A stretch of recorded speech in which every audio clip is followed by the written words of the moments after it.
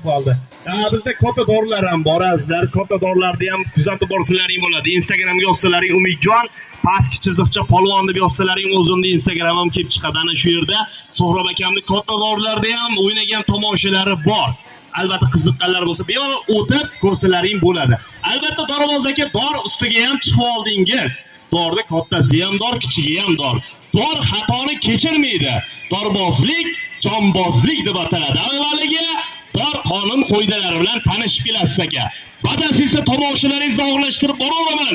Dorbozga tabam yurakdan qarshi yurganda mard qo'li dard ko'rmasin. Qani dor bilan tanishuv holati.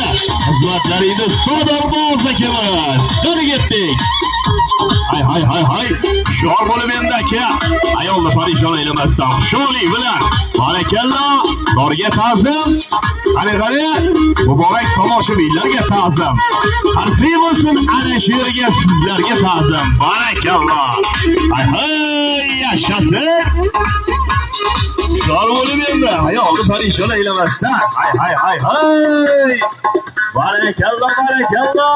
Yashasin ana shu yerga bitta qarshi chalib qo'ysalaring bo'ladi. Barakalloh. Hay. Xo'p, rahmat. Dorboz aka, shu narsani siz mendan ham yaxshi bilasiz. Katta dordan ham ko'ra kichkina dor qiyin bo'ladi, to'g'rimi?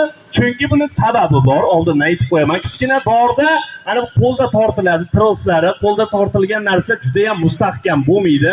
Katta dorda lipotkasi bo'ladi, o'zini maxsus tortadigan, tros tortadigan apparatlari bo'ladi. U katta dor qimirlamaydi hech qachon. Troslari ham faqat qattiq turadi. Shuning uchun bunda o'ynash katta dordan ham qiyin bo'ladi. Shuning uchun aybga sanamaysizlar, kamchiligi bo'lsa deyman. Hop. Xo'p bo'ladi, xo'p. Aka, ozginaga 1 minutga aka nima deydi? Ikkita bola yo'qolib qoldi. Kimlar? Yo'qolib qoldi desam, tam shu bormaylar. Chetda. Shu topolmay qolibdi-da. Muhammad Ziyo, Zul Jalolbek.